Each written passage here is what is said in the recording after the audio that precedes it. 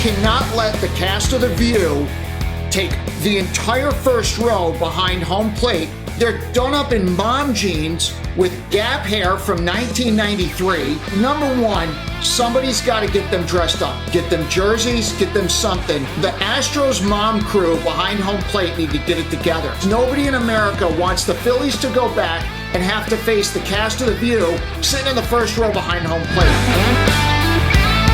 Welcome back. Swing batter, number 7. 7's a great number for so many reasons. It's aligned the planets, the Lord, all that is great in this world. And we're on number 7. Do we know what we're doing? Probably not. Check out our website, swingbatter.com. That's BADDER, because there's nothing better than a batter. I'm your host, Brendan, and with me today is my gracious eldest brother, Todd. How are you doing today? I'm lovely day. Fantastic. If I was any better, I'd be one of the other brothers. Yeah, we should take a moment for our brothers who have not joined us. I think that was a good moment. And as we carry on, we're into Game 3 of the World Series, where destiny is not just someone who dances. It's the Philadelphia Phillies. And I loved what they did on Game 1, because in Game 1, they did exactly what Houston has done to every other team that they played. Houston, Seattle, first game, Seattle had them, and the Astros come back and beat them. Game 1 against the Yankees took their soul right out from their body. The Yankees fans were soulless after Game 1. Proceeded to sweep both those teams. Houston's at home, ahead 5-0. Can I give you props on that one, though, too?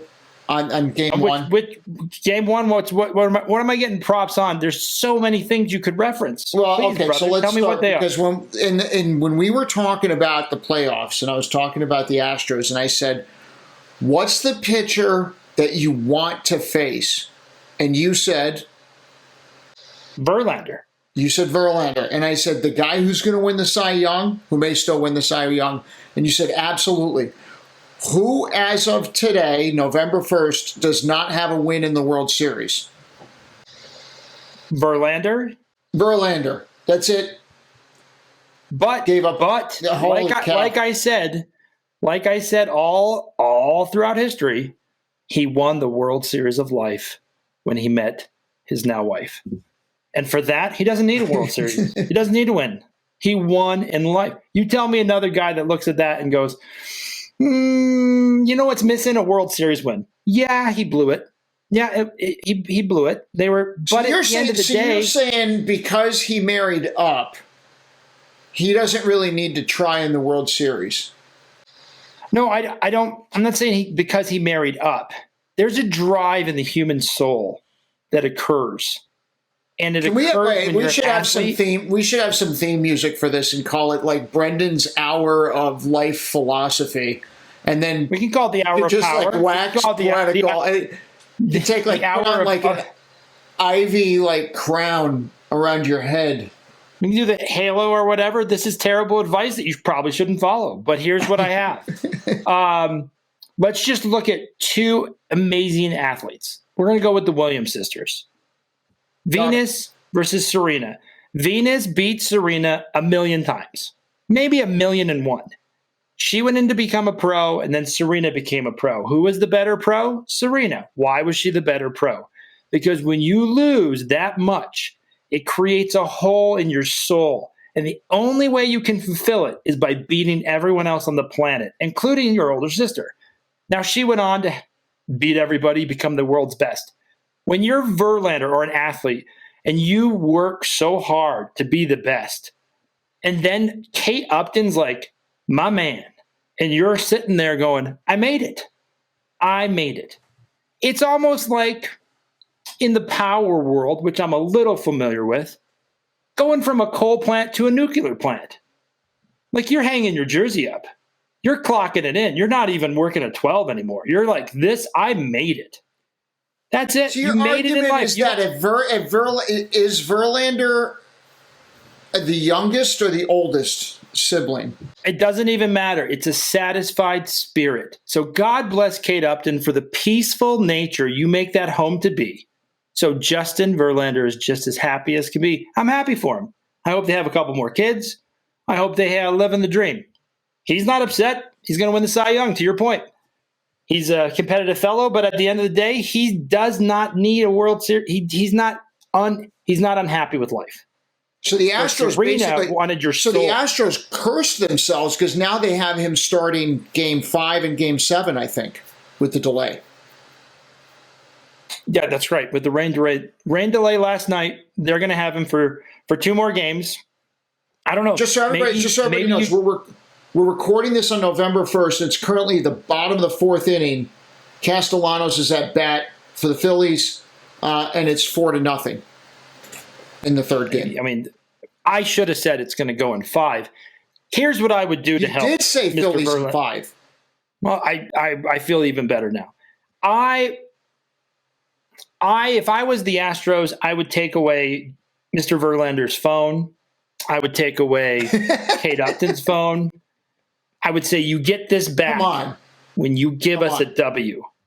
And you watch him shut down those Philadelphia fanatics. But they won't, because you know what? Explain Altuve. That power of the peace. Oh, yeah, the little guy's done. We need to tap that out. He's done. I think he's like mid-30s now. Yeah, he's had a good run. Let's see, he's not gonna bring him out of this. Yeah, the Astros, it was fun, but you're playing in Philadelphia. It's tough. Philadelphia has not lost at home. I don't think they're going to. They're going to go right into that election and clean up those streets. I'm pretty excited about it. Sweep the streets and make ways. So explain then, you picked Nola from Philly as the MVP, and he got lit up for 5 runs in that game. I have to give the manager a lot of credit. I thought they were going to pull him after he allowed the first 3. And then he allowed 2 more, and they kept with him through, I believe he completed 5 innings. And 4.1. Again, he had 4.1 innings pitched. He got into the 5th. I didn't think they were going to let him go out into the 5th. Usually a manager pulls him pretty quick. So he did pull him pretty quick, and they kept their spirits alive. He could come out Game 5 and really do wonders. I mean, again, he's well rested. They're not going to use Noah. So, I mean, here we are. We're looking Game 3. That fan base, everything that they've been doing this year. I mean, I watched them just beat the spirit out of Atlanta. And then when they had the Padres, the Padres had them like 4-0 at home. Do you remember that? They were all over them. They jumped all over them at home, and the Phillies were like, whatever, we got it. Like, this is just a confident offensive team. I was shocked that that Dusty Baker stayed with Verlander as long as he did in that game. With the bullpen that he has. No one's gonna. I don't think anyone's going to outrightly criticize Dusty Baker. He came into a situation after the cheating scandal. I am, because historically, do you know he's one of the only managers to give up a lead like that in the playoffs? I think he's done that 2 times now. 2 times. Dusty Baker's blown a 5-run lead. My point is that nobody on the 4-letter channel is going to criticize Dusty, and there's not really anybody who's going to do. Think about this. How many times does a manager make the World Series? Not many. Not many. How many times do you get a 5-run lead as a manager in the World Series? Again, even less. Not many. You did it twice, and you blew it. So, would you say that he has an expertise in failing? He's got an expertise in something. He's just not paying attention. I do agree with you. He played the Verlander card too long. He should have pulled him. I agree with you. I think he made some errors, and I think he should be criticized. He did get him there. They won 7 in a row. They lit up the American League. They're heavily favored. I just don't think it really matters who's there. The Phillies have such confidence. They could be up 6-0 in Game 4 or Game 5. I still think the Phillies would have them. I didn't think the Phillies were out of it in game. They had Harper up with 2 men on. In the second game? Out. Yeah, and he popped out, and that's how, they were right there. I mean, they have all the right bats in the right places. It just seems like Harper comes up in a big situation, he delivers more often than not. It just feels, the whole momentum feels like the Phillies just have it.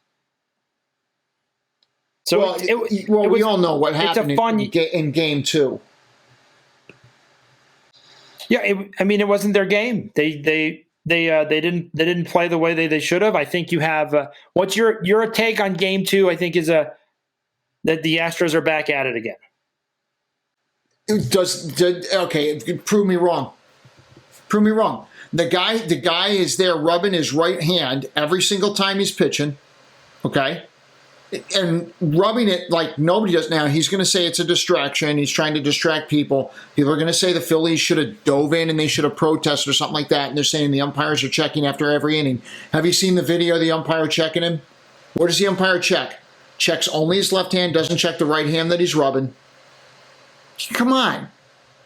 It's so there's enough going down that it's easy enough it's just easy enough to do it. And in the guy's, he's repeatedly rubbing his hands, repeatedly. Now, that's one side. It was the other side is, in order to get a better grip, he's got to make sure his fingers are dry.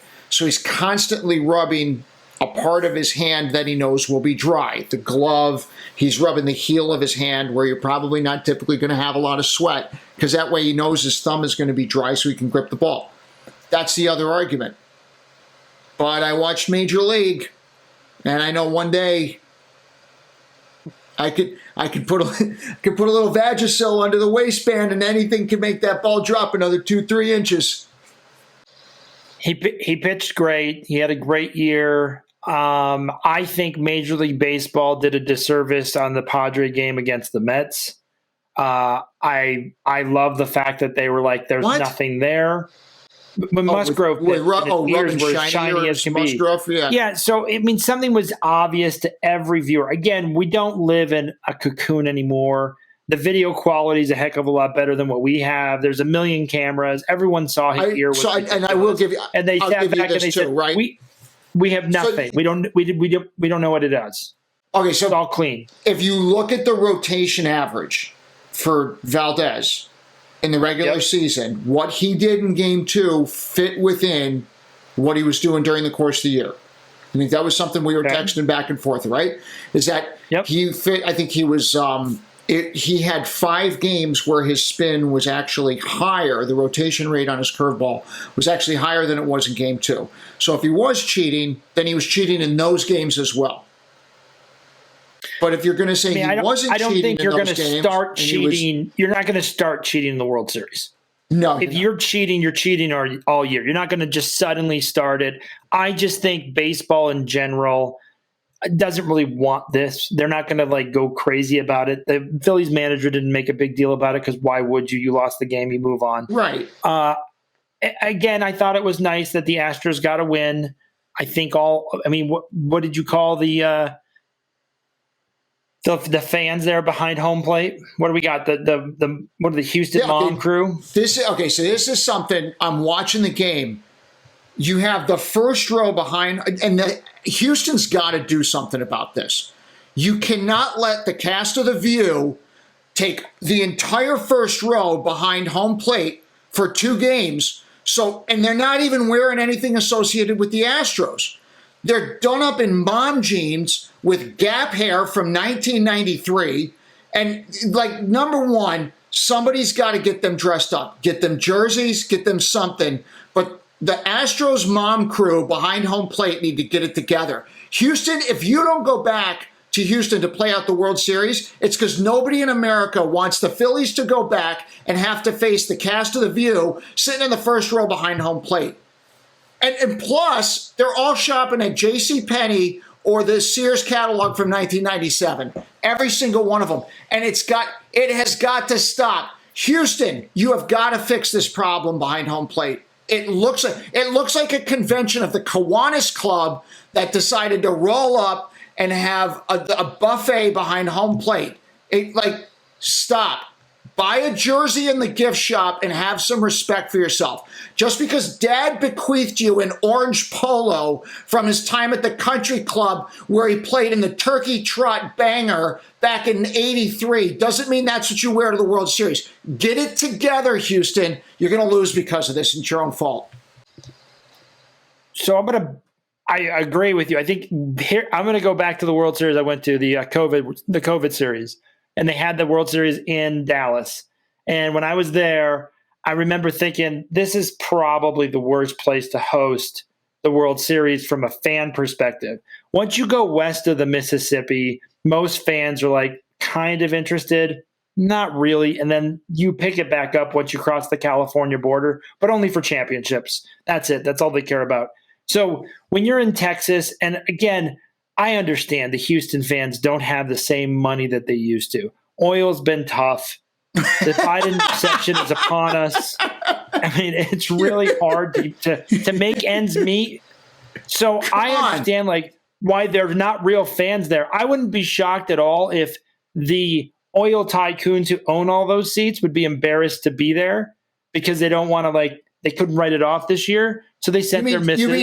You mean paying $4.50 a gallon for gas is not getting you World Series tickets anymore? It's a struggle. It is a struggle. For inflation affects us all. Some fans worse than others. But when you're talking about a Texas fan base, and when I was in Dallas, what are the tickets going on? What are the tickets going for in let's say Game 6 right now? And it's got to be half. It has to be half of what it is in Philadelphia. It has to be half. When you look that up, it's going to be half. No, I'm going to look it up. You go rant about something. The fans in Houston are not the same as they are in Philadelphia. If Philadelphia is playing the Yankees, the fans would be crazy. The East Coast fans, I just hats off. They're just so invested. That's their team. That's it's tattooed on their soul. I mean, that's the best part about all those teams is that they really are all in. All in more so than their job, probably, than their marriage. I hats off. I mean, I wish I was dedicated like that to something in my life, as those fans were. So I think it'd be great that the Phillies win, but Houston just doesn't have the same fan base. I do think that the behind home plate was a little bit distracting. Sure. Yeah, I'll take it. But at the end of the day, it was entertaining because your description of those ladies was just like Sears, JCPenney's. I mean, those stores are probably still open there. Their husbands just kept them open and wouldn't want to tell them that they closed them because that would cause too much of a riot in their house. What's the drop? So right now in game time, the Thursday World Series game is the tickets are going for $1,100 plus in Philadelphia. Oh, yeah, because that makes sense. For Philadelphia at the Houston Astros, I can get that's a parking. Start at 400. Can't imagine it's 200. It could be 200. They may just not even sell them because they already know. Yeah, they're not even selling them yet because they don't know if they're going to play the game. Yeah, that's possible. I will say the nice thing about the COVID series, World Series that the Dodgers won was that they were only selling a certain amount of tickets to space the people out. Because as everyone knows, if you space people out, that stopped the spread. So when you went to the World Series game, you could all hang out at a bar and drink a lot, but then you had to sit a couple spaces away. However, the nice thing, a Dodger fan did get in a fight with another Dodger fan. Even as they were spread out, they still got in a fight. Which again, hats off, Dodger fans. That's what we know you for. I appreciate what you do. And here we are. So Phillies are going to win in 5. I think we all feel really confident now. I think everyone's on board. Dad's heart's going to be good. I think you were straddling the fence because your picks have been so bad in the postseason. So I didn't want to pick the Phillies. I didn't want to curse them. That's fair. I wouldn't want you on my pick either. If you were picking things for me, I don't want you on my side. I would like you to bet against me. The other side of the table, as they say in craps. Yes, you don't want to do that. Nice. So I like the pause there to let that one just sink in. That was thanks. That landed like It's okay. We have sets. Sometimes they're That was the Hindenburg of one-liners. That right there. That was went down in the humanity on that one. Yeah, sometimes you win. So Altuve had 3 hits in the second game, getting back to the World Series. I don't know if that made it. I don't know if that made a difference, but I mean, again, I just think he's had his run. It's been nice. He's made it true for the little guys. So game 2 was theirs. They had it the whole way. There was really no doubt there. So here we are, game 3, game 4. Game 3's postponed. And the Phillies were going to start Noah Syndergaard, so you could have the all ex-Met, disaster blow up in their face, because there's no way that Syndergaard's keeping guys off base in the third game, right? I like Noah. I like the signing with the Angels. I like the fact that he left the Mets. I like the fact he didn't really get injured this year because he wasn't with the Mets. And I like the Phillies picking him up. I like the fact that he signed like a 1-year deal. It's a little pricey, but I think he bets on himself, and I appreciate that. Do you think Wheeler? So what are the Phillies projected pitching wise? Are they going Nola 4 and Wheeler 5, and then it's Verlander 4? Yeah, it has to be. Right? Verlander's got to pitch. Suarez. They want 4. Suarez twice, so they wanted Suarez in this game, and they wanted Suarez, I think, in Game 7. I think they wanted Wheeler in Game 6. And then who did they announce today? They announced today for after Suarez. Who did they have going in? They were going to alternate in Game 5. It was going to be Syndergaard or someone else. I would just go Nola Wheeler. That's what I would do. They got Nola in Game 4. No, yeah. So you have Nolan 4, and then Nola versus Javier in Game 4, and then so they're not even pitching Verlander in Game 4. They're not moving him up. They're keeping Verlander in Game 5 because they let him have his phone. That's what's happening. That's how bad this is. That's how bad of a situation you have in Houston. They're pitching Verlander. Your Cy Young guy won't pitch. Yeah, he's going to be 5. He's not pitching Game 4. So they literally have walked away from Verlander because they could have had him for 3 starts, and he's 0-6 now in the World Series, which is amazing. That's the chances of that being true is just that's like one of those shocking stats, especially with a career like he's had. His career's been unbelievable. Is the starting pitcher done? I mean, like, why are you even signing starting pitchers for all this money? The only one that's performed has been Garrett Cole. Every single starting pitcher that's making big money this year has absolutely bombed. Wheeler's done well in the playoffs up until, his Game 2 performance. He's experiencing arm fatigue, but he's not going until Game 6. The Astros have some solid starting pitchers. You have to have solid starting pitching to get through a 162-game season. You got to have it in the playoffs. But yes, the bullpen is more key today than it's ever been. You just can't use pitchers, there's just not going to be any more Nolan Ryan. There's not going to be pitchers that are thoroughbreds. They just don't even believe in it anymore. They don't believe in it at all. But to your point, like, what does that do to the cost for a starting pitcher? What does that do for their value? What does the cost ratio look like when you're averaging? Like, to your point, we could probably pick the top 25, 30 pitchers of this year who really performed. How many innings were they pitching? Like, innings per year now. You get a starting pitcher above 200, that's a fantastic year for a starting pitcher. Now, the bullpen, 200, they bring guys up. I think Valdez pitched the most innings in the American League this year, and I think he was, at 203? Yeah, it's very shocking how few pitchers pitch above 200 anymore. And then the bullpen. By the way, Altuve at the top of the 5th just popped out with 2 men on base to end the half inning for the Astros. So he continues to be a clutch performer.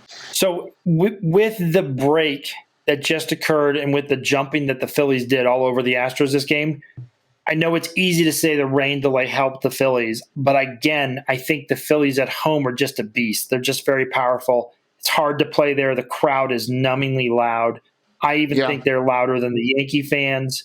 When I'm looking at what's going on there, I do want to double back to the first game, though. When I look at that first game, when you're down 5-0 and you go to extras, and then put up the run and then hold them like they did.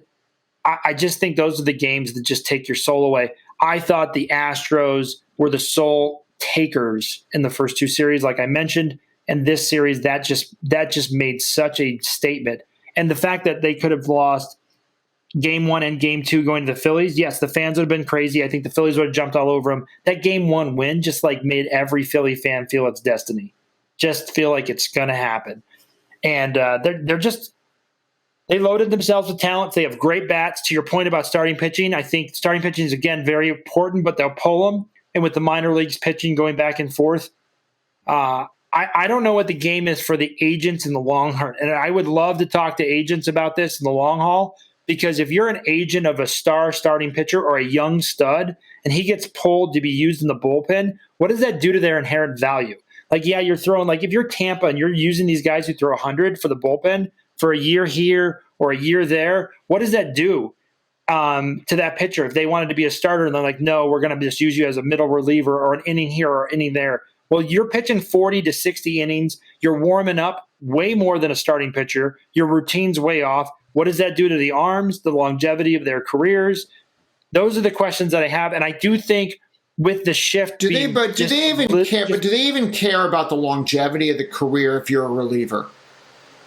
No, the team won't, but I'm saying agent would. If I'm your agent, I care about you because I want a 15-year career. I want a Cole contract. Nobody's given a 15-year career to a pitcher, ever. Yeah, what are you talking about? You have all these 35-plus-year-old guys that are about to sign massive deals. They're massive deals on an annual basis. They're not getting a 15-year deal.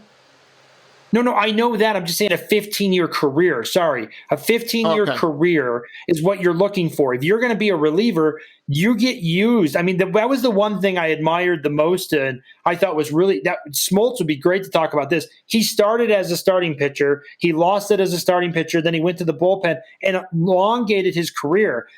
Right. Having that routine as a starting pitcher, what does that do to your arm? What does that do for you as a player in the future? Can you pitch to your 35 if you're like that, as opposed to those flamethrowers that are out of the bullpen? Because I'm telling you, guys like Jansen, guys like Chapman, these guys are awesome for a short time. And then when it goes, God, it goes fast. Like Rivera, to Dad's point, you're not going to find a Mariano Rivera anywhere. These guys are flamethrowers. They are excellent for a short time. 3-4 years, maybe you can get up to 5 or 6 out of a really solid closer. Like Jansen's leaving Atlanta, and he said he's open to signing with the Dodgers. Who wants Jansen? He's an older reliever. He's blown too many big saves. Nobody's looking at him saying he's the key to me getting over the hump. He wasn't the key with the break. But what made Mariano Rivera good wasn't his velocity. It was how he used that slider. It was how he used that slider, and it was that approach to the plate. What makes Jacob deGrom good is the fact that you don't know what the pitch is until it's by you, because his delivery is the exact same on every single pitch. His arm angle is the exact same. It looks the exact same coming out of his hand.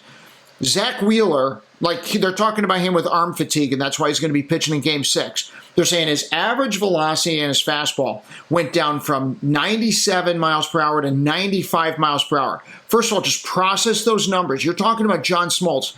Nobody in the John Smoltz era was throwing 97 miles an hour. That is superhuman in the 90s. How many guys? Bob Feller did a movie where a motorcycle was going 100 miles an hour and he threw a pitch, and they wanted to see if the ball would go through a piece of paper faster than the motorcycle did, because it was this idea that Bob Feller maybe could throw 100 miles an hour. Now we've had how many pitches in the World Series that have gone over 100 miles an hour? It's got to be in the 20s, right? And what, 10, 15 years ago, there was, one pitch that went over 100 miles per hour in the World Series? The guys that are shooting flames, no owner cares. All I'm going to do is I'm going to go to these development places where these kids are developing velocity, like these gas camps where the kids are developing the speed for their pitch, where they have some sense of control. I don't even care. I'm going to throw you in for the year. If you flame out, great. If you become an Edwin Diaz, great. You struck gold. You struck gold. Right. But Edwin Diaz isn't repeating that performance next year. I agree with you. I think the problem that I have when I look at this is if you're evaluating talent and you're evaluating a closer, would Mariano Rivera even be sniffed as a closer coming up today? Because they look for that high speed velocity to blow by these guys, and Rivera didn't have that factor. The other factor Rivera had that I thought was so great is in that moment, he delivered. And how many guys get that moment to prove they're clutch? The clutch gene is real. The clutch gene is in your DNA. It's in your bloodline. You either have it or you don't. And Rivera had it. His blood was ice cold when those moments happened, and he had no problem delivering. Look at what we're seeing from Harper right now. The beginning of this game, today, absolutely crushed the ball, goes to the dugout, has the wherewithal to go to Alex Bohm and whisper to him, say something he saw on the pitcher. Alex Bohm goes up at the beginning of the second inning and clocks his own home run. Because something got out where he was tipping his pitches. Yeah, because it's the first pitch, too. Did you notice? They're jumping on the first pitch. Right, it was the first pitch. They're not waiting. They're not even waiting. Right, but Harper's the one that saw that. Harper's the one that pointed it out. Right. Harper, like, that to me, I have gained so much more respect for Harper in this playoff run. Like, he has really cemented himself as having, like, probably one of the greatest playoff runs of all time. And the other thing about this year that's special about Harper is the fact that he was out so long with the broken hand. When you break your hand, you have to come back, because everyone thought it was over for him this year. And they thought the Phillies are have to wait till next year. Their stars out. They clearly are not going to catch the Mets. They're not going to catch Atlanta. And their only chance was that wild card. But even that was not a sure win. So when he broke his hand, you lose your all-star, you lose a stud, you lose the guy that you spent all that money on. And he works hard to get back into it like he always does. He's always been a hustler. He's always been a hard worker. And the fact that he took that contract with Philadelphia and everyone was like, you'll never win there. And then Washington went on to win the World Series without him. And then he's now still on Philadelphia watching that. Yeah. This is going to be one of those moments that when the Philadelphia Phillies move on, obviously win this championship, this will be so special for him as a player. Oh my God, this game just blew open. That's the other thing I always hated about journalists is Harper was a destiny guy. He was a guy that everybody said, get his rookie card. He's the player. He's a stud. He's going to be Wasn't he on the cover of a magazine at like 13 years old or 16 years old or something like that? He was the man. He was the man. And the other thing is, when you're that great and there's that much expectation on you, he's not only living up to it, it's expected of him. Like a LeBron James, for instance. LeBron James, coming out of high school, every game's televised. Everyone thinks he's the greatest ever. Clearly, he's a freak of nature. He has the body and all that, but he has the discipline, the work ethic. You add all of those factors to it, the business sense. Harper is that guy that just excelled he exceeded expectation. He's excelled at this level, and it's one of those beautiful moments, I think, in sports when a player not only embraces the hype, but excels in that. And that's another psychological thing that these guys have that I just don't think a journalist will ever figure out, ever really report on. Because if you're a journalist and you're writing about these great players, you can be in awe of them, but no journalist is like, man, when I wrote that article, it was clutch, baby. They needed that by midnight. I had to put that in. I had to type that out. I sent that in. I had no errors. People were reading it the next day. You just can't relate. It's almost like kids writing about adults. These athletes are next level. By the way, Schwarber just homered. Yeah, of course he did. That's all he does. 216, 45 home runs. He's King Kong Kingman. 2-run homer with Marsh on base. And then Hoskins just homered to left field. It's 7-0. It's over. They're pulling colors. He's done. This is the seventh podcast, and they scored 7, and 7's the perfect number. And the Phillies. What up? What is this? What world are we? Oh, we're in the right world. We need one more 7, and it's the 3 sevens. I don't know what that means.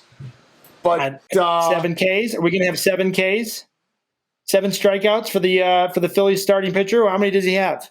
He's put up a 0 for the Astros. Tell me he's got like 5. Let's go for 7. Suarez has 4 strikeouts right now. 3 more, baby. 7 strikeouts. Innings. Yeah, they're going to score more. 7 strikeouts, 7 runs, 7 episodes. It's ordained. Yeah, this has been beautiful. I mean, the nice thing about Swing Batter coming on with the World Series is that I really have to give my hats off to the best Swing Batter representative of our site. If you were ever going to give someone a contract they didn't deserve, can we just talk for just a second and just hats off to Joe Biden? You made the Phillies happen. It's your this is the best. Your policy in the recession. Hats off to Joe Biden. Swing Batter, Joe Biden. God. You keep at it. You guaranteed. You locked in the Phillies in 2022, and I appreciate that personally because I can't wait for them to grease the poles in Philadelphia and watch those burly men grapple up that pole of that slimy grease because they're going to celebrate their championship no matter what you do to announce it. It's not going to happen. I know. All I know is Joe Biden, when he was a kid, his dad used to tell him that one day he would predict the World Series winner. Swing Batter, Joe. And here we go. I don't know. I don't even know what your the greased pole thing is weird. I don't know what you're trying to get at there. So when the Phillies win the World Series, when they won it last time, to keep them off of the street lights and the post and celebrating and causing damage to their beautiful streets, they greased all of them. Shut up. So the people couldn't climb on them. And they still made it up because those people have heart. Philadelphia fans, you have heart. I appreciate it. And the Eagles, aren't the Eagles 7-0? There's our other 7. Eat that. Philadelphia Eagles are 7-0. It's 7-0. We're on our 7th podcast. That's it. What are we doing? I think we can call it. This is Shut it down. The Philadelphia Phillies Swing Batter podcast. Only they make everybody else look terrible. It's true. This has been great. Any closing remarks? What do you got? Closing remarks, Todd. What is it? Don't shop at Sears or JCPenney's. Get all your wear from swingbatter.com. Go get the merch, baby. That's it. I just want to say my heart hurts for those Houston Astros men whose wives went to those games and didn't know what was going on and then came home and wondered why they got those free tickets and appreciated the wine conversations about whatever show that is. I don't even know what the show is. The Women View, whatever. The View. For that is a Swing Batter episode. The View. All right, folks. Thanks so much. This has been the 7th episode. Check out swingbatter.com. That's BADDER. We're your host. I'm Brendan, and this is Todd, and he's the best. And I appreciate you, Mr. Harper, and I appreciate you, Phillies, for coming through for me. Thanks so much. See ya. Bye.